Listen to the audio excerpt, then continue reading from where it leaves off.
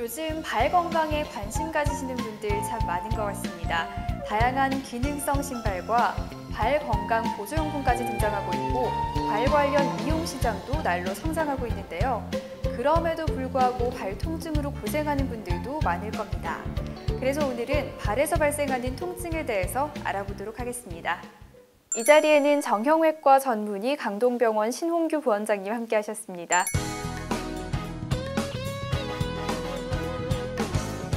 네, 안녕하세요. 네, 저리고 아픈 발 잠깐 쉬면 괜찮아지는 것으로 여기고 대수롭지 않게 여기는 분들이 참 많더라고요. 발에 통증이 있다면 어떻게 해야 될까요? 네, 발에 발생하는 통증이나 저림은 여러 가지 병의 전초증상일 수가 있기 때문에 발 질환은 치료 시기가 무척 중요한데요. 대부분 발이 저리면 가장 먼저 내 다리나 발에 혈액순환이 잘 안 된다고 생각하는 경우가 많습니다. 그리고 나이가 많으신 분들은 발 저림이 오면 뇌졸중이 아닌가 하면서 걱정하시는 분들도 많은데요. 사실 발이나 다리의 통증과 저림의 증상이 치료가 필요한 질병과 관련이 있는 증상인지 아니면 단순한 생리적인 현상인지를 감별을 할 필요가 있습니다. 발 저림과 통증의 원인을 감별하고 나면 저린 양상을 분석해서 병적인지 아닌지 판단해서 치료를 하게 됩니다. 네, 다른 질병과의 관련 여부도 따져볼 필요가 있다는 말씀이신데요. 먼저 발이 우리 인체에서 어떤 역할을 하는지 설명 부탁드립니다. 네, 발은 신체에서 다리의 가장 아래쪽에 있다는 것은 이미 알고 계실 겁니다. 사람이 서 있거나 이동할 때 바닥을 지지해주는 발은 우리 신체에서 매우 중요한 기관인데요. 주로 우리 몸의 이동과 관련된 역할을 하기 때문입니다. 또한 발의 아치 구조는 걷거나 달릴 때 발생하는 충격을 완화시켜줍니다. 발의 구조를 보면 총 26개의 뼈로 이루어져 있으며 이는 우리 몸의 전체 뼈의 4분의 1을 차지할 정도로 많습니다. 발의 뼈는 뒷발, 중간발, 앞발로 나눌 수 있습니다. 또한 발은 총 19개의 근육과 힘줄, 총 30개의 관절과 인대, 혈관, 신경으로 구성되어 있습니다. 이처럼 발은 크기에 비하여 복잡한 구조로 이루어져 있기에 인체의 축소판이라는 말도 있는 것입니다. 네, 우리 몸에서 굉장히 작은 발이 굉장히 복잡한 구조로 되어 있네요. 그렇다면 현대인들이 많이 걸리는 발 질환에는 어떤 것들이 있을까요? 네, 우리의 몸을 지탱하는 발이 건강해야 잘 걸을 수 있다라는 말이 있는 것처럼 발은 우리의 중요한 신체 부위입니다. 하지만 발은 그 중요성에 비해서 사람들의 관심이 적은 것이 사실인데요. 발을 보호하고자 만들어낸 신발만 예를 들어봐도 그 목적의 주객전도라 불릴 만큼 신발 자체의 모양을 중요시해서 발의 모양과 건강을 해치기도 합니다. 특히 현대에 들어와서는 여러 가지 외부 조건과 잘못된 생활 습관으로 인해 발 질환이 많이 발생하고 있는데요. 그 중에서 가장 흔하게 발병되는 염좌, 연골의 퇴행성 변화와 외상으로 인해 발병되는 발목 관절염과 뼈의 변형이 동반되는 무지외반증과 소근막류, 근육계 질환인 족저근막염과 아킬레스 건염, 발톱에 생기는 조갑주의염 등은 많은 분들이 고통받고 있는 대표적 발 질환입니다. 네, 그럼 가장 먼저 흔한 질환이라고 말씀하신 염좌에 대해서 설명 부탁드립니다.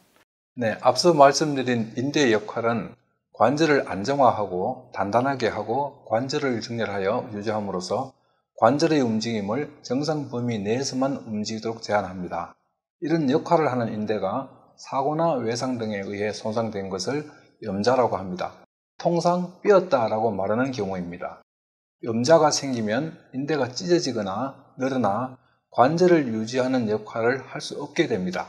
심한 경우는 염좌된 관절이 늘어나서 뼈가 탈골되거나 관절이 정상 범위 밖으로 벗어나기도 합니다.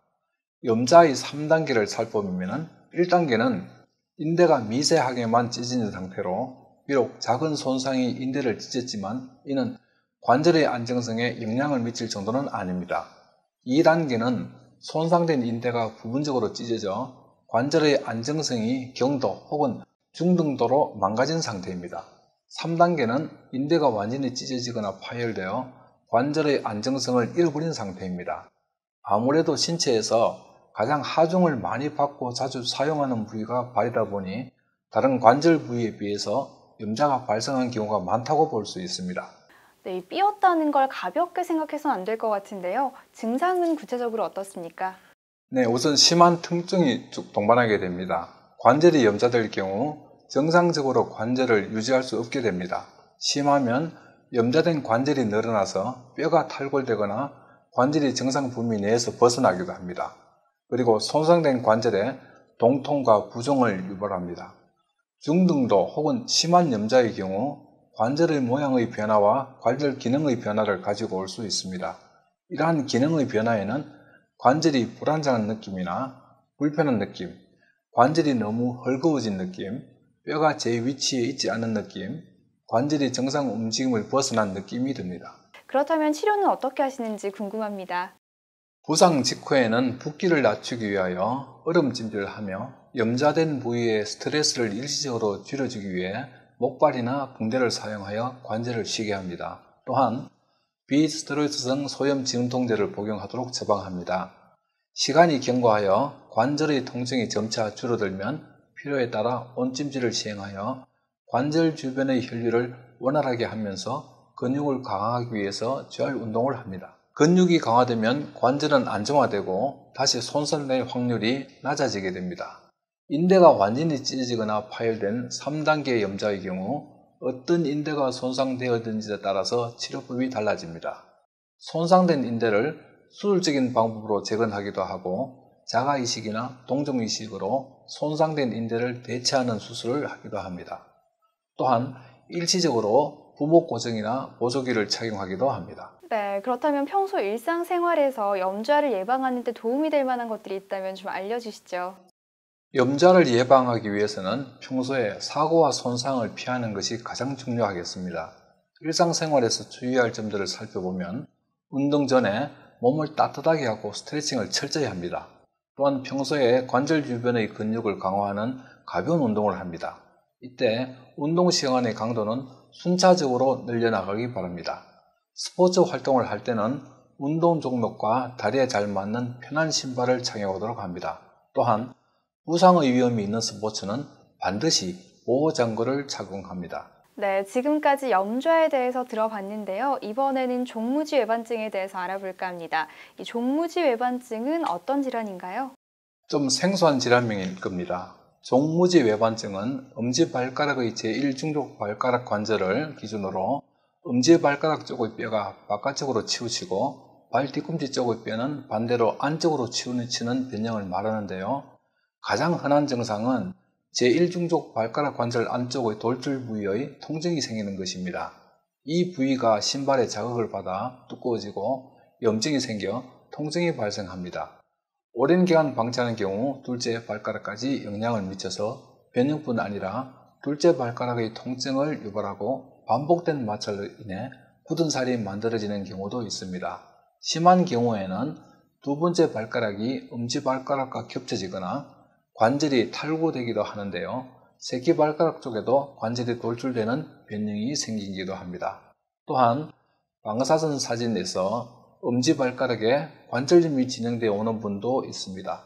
간혹 류마티스 관절염이나 통풍도 비슷한 증상이 있어 주의 깊게 봐야 합니다. 네, 엄지발가락이 아픈 것도 문제지만 미관상의 문제도 있을 것 같습니다. 원인이 무엇인가요? 네, 그렇습니다. 그래서 샌들이나 가벼운 신발을 신지 못하는 경우가 있습니다. 또한 굽이 높은 신발을 많이 신게 되면서 점점 변형이 와서 고민하는 젊은 여성분들도 있습니다. 일반적으로 중년 이후 여성분들에서 많이 볼 수 있습니다. 어떤 분들은 모양은 별로 신경이 쓰이지 않는데 점점 신발에 튀어나온 곳이 닿으면서 통증이 계속 있어 병원에 내원하는 분도 있습니다. 물놀이 시설이나 대중에 노출되는 곳은 끓이게 되고 항상 신경이 쓰이는 병입니다. 오래 걷기도 힘이 들어 합니다. 주요 원인은 하이힐같이 높은 신발을 오랜 기간 신어서 온다고 알려져 있습니다. 반드시 하이힐이나 높은 신발을 신은 것은 아니지만 선천성인 경우도 있어 어머니나 형제 간에 종무지 외반증이 있는 경우에 발생할 가능성이 높아지는 경향도 있습니다. 네, 엄지발가락이 선천적 혹은 후천적으로 변형이 되는 무지외반증의 경우에는 어떻게 치료를 할 수 있을까요? 치료는 발의 변형 정도, 통증의 정도 등을 보고 치료 방향을 결정할 수 있습니다. 오래되지 않았고 통증이 심하지 않으며 변형이 심하지 않을 경우는 먼저 마음먹고 신발을 낮은 것으로 바꾸는 것이 좋겠습니다. 짧은 기간 소염제를 먹고 통증을 가라앉히고 지금까지 생활해온 본인의 습관을 바꾸는 것이 때문에 어려운 결정인지 모르지만 앞부분이 넓은 신발을 신는 것이 많은 도움이 됩니다. 이것이 중요한 치료 방법이라는 것을 꼭 생각해야 합니다. 요즘은 기능을 고려한 신발이 많이 나오고 있어 디자인 면에서도 많이 좋아진 것 같습니다. 하지만 한번 변형이 온 것은 조금씩 계속 진행되는 경향이 있습니다. 결국은 짧은 시간 동안 진행하는 것은 아니지만 수년에 걸쳐서 조금씩 진행하여 결국 심한 변형으로 수술적 치료가 필요하게 됩니다. 변형이 심하거나 통증이 심할 경우 또한 신발에 변형이 올 경우 수술을 통한 치료를 고려할 수 있습니다. 변형이 심하진 않지만 반복되는 굳은 살이 생긴다든지 통증이 심한 경우에도 수술을 통한 치료를 고려할 수 있습니다. 수술적인 방법은 여러 가지가 있지만 일부분 환자에서는 튀어나온 부분만 제거하고 안쪽의 인대 부분을 당겨서 교정하는 방법도 있지만 공통된 의견으로 뼈를 수술로 절골술을 통해 교정하는 것이 가장 확실한 방법으로 인정되고 있습니다. 수술적 치료는 입원 3, 4일 정도를 고려해야 하며 수술 후 다음 날부터 뒤꿈치와 발의 바깥 부분을 통해서 걸을 수 있기 때문에 생각만큼 환자들이 힘들게 생각하지 않는 것 같습니다. 교정한 뼈가 붙을 때까지는 무리한 동작을 피하는 것이 좋습니다. 대략 4에서 6주 정도 지나면 조금씩 전체 발로 체중을 주는 것이 가능해지며 3 내지 4개월 이후에는 거의 회복된 상태로 스포츠 활동도 가능합니다. 그래도 뼈가 다 회복되기 전까지 6개월 정도는 과격한 운동이나 활동은 하지 않는 것이 좋겠습니다. 네, 여성들은 날씬하게 디자인된 구두를 많이 선호하기도 하는데요. 어떤 분들은 새끼발가락이 휘어진 것처럼 되어서 피부가 벗겨진 경우도 있더라고요. 이런 경우도 발 질환에 해당되는 건가요? 네, 그것도 발에 발생하는 근골격 질환에 해당됩니다. 소근막류라고 하는 질환으로 무지외반증과 반대되는 경우로 새끼발가락 관절이 변형이 생기면서 바깥쪽으로 튀어나오는 질환입니다. 치료법은 생활습관의 개선, 보존적 치료, 절골술을 이용한 수술적 치료가 있습니다. 네, 그렇다면 이 소검막류의 원인은 무엇인가요? 볼이 좁은 신발입니다. 폭이 좁은 구두나 운동화 등을 신을 때 튀어나온 관절이 신발 내피와 마찰되면서 피부가 손상되거나 심하면 인대나 뼈의 골막까지 손상되며 염증을 일으켜 통증을 유발하기도 하는 것입니다. 네, 원장님. 무지외반증과 소검막류가 동시에 발병한 경우는 어떻게 해야 되나요?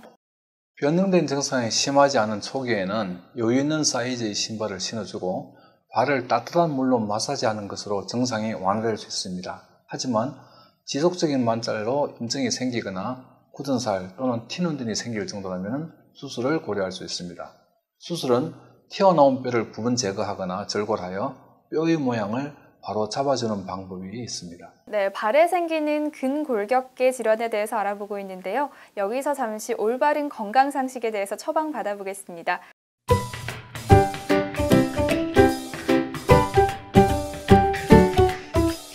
부원장님께서는 OX로 답해 주시기 바랍니다.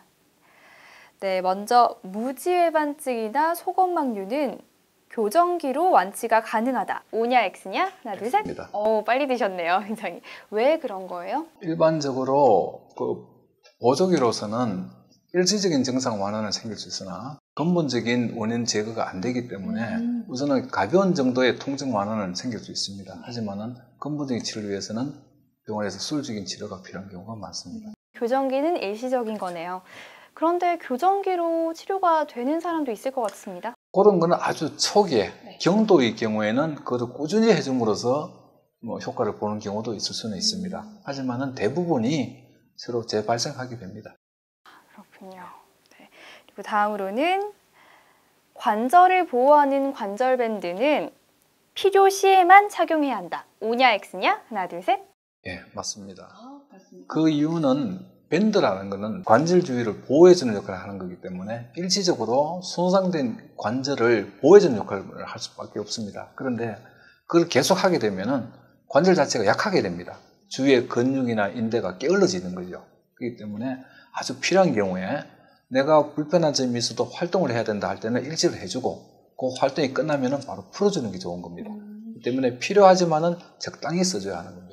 그렇군요. 평소에 운동을 하실 때 착용을 하시다가 편하니까 일상생활을 하시면서 많이들 착용을 하시더라고요. 그렇죠. 그러니까 운동 때는 확실히 채워주는 게 좋은 거고 운동 후에는 풀고 쉬어줘야지만이 그 관절이 어느 정도 기능 회복을 할 수 있는 것입니다. 네, 이렇게 평소에 잘못 알고 있었던 상식들에 대해서 이렇게 올바르게 바로 잡아주시니까 건강 상식이 점점 더 늘어나는 것 같습니다. 좋은 말씀 감사합니다. 자, 다음으로는 이외에도 발의 근골격계 관련된 질환이 있다면 좀 알려주시죠. 네, 이외에도 대표적인 질환이 족저근막염입니다. 발바닥에 심한 통증을 느끼는 질환인데요. 걸으면서 발 뒤꿈치가 바닥에 닿을 때 또는 아침에 일어나 첫 발을 딛는 순간 통증이 심하다면 족저근막염으로 심할 수 있으니 진단을 받아보시는 게 좋겠습니다. 네, 저도 하이힐을 즐겨 신다 보니까 발바닥에 통증을 느낄 때가 종종 있거든요. 이 족저근막염의 원인은 무엇인가요? 먼저 족저근막이란 인체의 발에서 체중을 흡수하는 발바닥의 아치 부분을 말합니다. 발 뒤꿈치 뼈에서부터 시작해 발바닥 전체를 감싸고 있는 근육막입니다. 이 부분에 어떤 이유로 손상을 입어 염증이 생기면 통증을 유발하는 것입니다. 증상은 수면 시 수축된 근육이 일어나 첫 걸음 시 팽창되면서 심한 통증이 오거나 오래 서 있을 때 발바닥에 통증을 느끼게 됩니다. 네, 그렇군요. 진단을 받게 된다면 치료는 어떻게 하게 되나요? 가장 중요한 치료는 발바닥에 가해지는 충격을 완화시키는 것입니다. 푹신한 슬리퍼, 푹신한 깔창을 사용하는 것이 효과적인 치료법입니다. 초기에 단순 근육통으로 여겨 증상이 악화되거나 초기 치료 시기를 놓치지 않으시는 것이 중요하겠습니다. 일반적인 치료 방법에 효과가 없는 경우에는 손상된 부위, 통증이 심한 부위에 주사요법을 실시하는 것도 있을 수 있겠습니다. 네. 그런 경우는 아주 좋은 효과를 볼 수 있습니다. 네, 생활 습관과 외래로 치료가 가능하다는 말씀이시네요. 그런데 제가 궁금한 게 한 가지 있습니다. 발목 뒤쪽 근육을 아킬레스근이라고 부르는데 여기가 당기거나 통증이 있다면 왜 그런 건가요? 아킬레스건은 우리 몸에서 가장 힘센 힘줄 중의 하나로 장단지 근육이 발 뒤꿈치 뼈에 연결되는데 그 발 뒤꿈치 연결 부위의 힘줄로 우리가 달리거나 뛸 수 있게 해주는 힘줄입니다. 이 힘줄에 염증이 생겨 통증과 부종이 발생되는데 그것이 아킬레스건염입니다. 네, 그렇다면 원인과 증상은 어떻게 되나요? 아킬레스건염은 지나친 달리기나 운동 등으로 인해 아킬레스건의 약한 부분에 미세한 균열이 생겨 염증이 생긴 것입니다. 이것은 지나친 운동이나 잘못된 운동 방법 또는 평발이나 뼈와 반대되는 요족도 원인이 될 수 있습니다. 아킬레스건염의 증상은 심한 운동이나 움직임 후에 발 뒤꿈치 부분의 아킬레스건 부분의 통증입니다. 그러나 질환이 진행되면 가벼운 운동이나 휴식을 취할 때도 통증이 있습니다. 또 종아리까지 통증이 생겨 그럴 때 아픕니다. 경우에 따라 부종과 열감, 종아리에 쥐가 잘 나는 증상이 생길 수도 있습니다. 네, 자각 증상 외에 정확한 진단은 어떻게 합니까? 또 합병증은 올 수 있는 건가요? 아킬레스건염을 진단하는 방법에는 초음파와 MRI가 있습니다. MRI는 여러 각도로 자세히 볼 수 있고 아킬레스건의 변성 여부를 잘 알 수 있어 아킬레스건염의 진단 여부에 널리 쓰이고 있습니다. 아킬레스건염의 합병증으로는 아킬레스건 파열, 발바닥 근막염염이 있습니다. 하지만 지금 아킬레스건염을 치료 중이라면 합병증이 나타날 경우가 거의 없으므로 걱정하지 않으셔도 됩니다. 네, 그럼 이 아킬레스건염의 치료 방법은 어떻게 되나요? 아킬레스건염은 초기 제대로 치료하지 않으면 만성으로 가기 쉽습니다. 초기 치료로 우선 운동이나 활동을 줄여 염증이 생긴 아킬레스건을 쉬게 해주어야 합니다. 그러면서 통증과 부종 감소에 도움을 주는 소염제를 먹습니다. 또 보존적인 방법으로 신발의 뒤꿈치 부분을 2 내지 3cm 정도 높여주면 아킬레스건에 가해지는 체중보가 감소되어 일시적인 통증 완화에 도움이 됩니다. 이러한 보존적 치료를 2 내지 3주 정도 해도 통증이 계속 지속된다면 보다 적극적인 치료를 해야 합니다. 최근 체외 충격파를 악해서 치료에 쓰기도 합니다. 그리고 아주 드물지만 수술을 하여 직접 염증을 제거하는 방법도 있습니다. 네, 마지막으로 알아볼 질환이 있습니다. 바로 발의 끝부분 발톱이 아픈 질환인데요. 조갑주의염이라고 하던데 설명을 자세하게 부탁드립니다. 조갑주의염이란 질환은 좁은 신발을 신거나 운동을 하다가 발가락을 다친 경우, 발톱을 너무 짧게 자르는 습관을 가진 경우 내성 발톱이 있으면서 감염이 발생하여 발톱 주변이 매우 아픈 상태의 병입니다. 흔하게 볼 수 있습니다. 간혹 드물게 너무 오랜 기간 방치하다가 상피세포암이 되어 발견되는 경우도 있습니다. 내성 발톱이라고 너무 가볍게 생각하면 안 되겠습니다. 네, 그럼 이 조갑주의염은 어떻게 하면 나을 수 있나요? 치료는 기본적으로 일자 항생제 및 소염제를 사용할 수 있습니다. 하지만 잘 회복이 안 되고 감염으로 인한 조직의 상태가 좋지 않은 경우 수축 치료를 적극적으로 고려하는 것이 좋겠습니다. 수술은 일반적으로 국소 마취를 하게 됩니다. 발톱의 일부를 제거하고 발톱 주변 피부 조직을 벌려주는 수술이 가장 재발이 작은 것으로 보입니다. 간혹 만성화 및 재발이 너무 자주 되는 경우 상피세포암이 있을 수도 있다는 것을 알고 있어야 합니다. 특이한 발톱의 형태인 경우 발톱을 올려주는 기구들이 개발되고 있으나 실패할 확률도 높으며 번거로움이 많습니다. 수술적 치료로 발톱을 제거하고 연부 조직을 채취하여 발톱이 자라는 조직 밑으로 이식을 하여 발톱이 평평하게 나도록 지지 조직을 만들어주는 수술이 있습니다. 부원장님, 마지막으로 시청자 여러분들께 당부의 말씀 부탁드립니다. 네, 대부분의 사람들이 발에 발생한 질환들은 가볍게 여기고 치료를 미루다 증상이 심해져서 일상생활에 무리가 생겼을 때 진료를 받으러 오는 경우가 많습니다. 하지만 발에 나타나는 통증은 다른 심각한 질환의 전조 증상일 수도 있고 또한 조기에 치료하시면 간단히 치료받을 수 있으므로 통증이 나타나시면 방치하지 말고 전문병원을 방문하여 치료받으셔서 건강하고 행복한 삶을 누리셨으면 좋겠습니다. 오늘 이 시간에는 부원장님을 모시고 다양한 발 질환에 대해서 유익한 정보 들어봤습니다. 굉장히 좋은 말씀 감사합니다. 우리 옛 선조들은 얼굴 모습만큼이나 발의 모습도 중요시 여겼다고 합니다. 아마 발의 건강이 중요하다는 걸 아셨던 것 같습니다. 발에서 오는 이상 증상 넘기지 마시고 전문의에게 검진 받아보시기 바랍니다. 오늘 저희가 준비한 내용 여기까지고요. 다음 시간에 더욱더 알찬 의료 정보 가지고 찾아뵙도록 하겠습니다. 시청자 여러분 고맙습니다.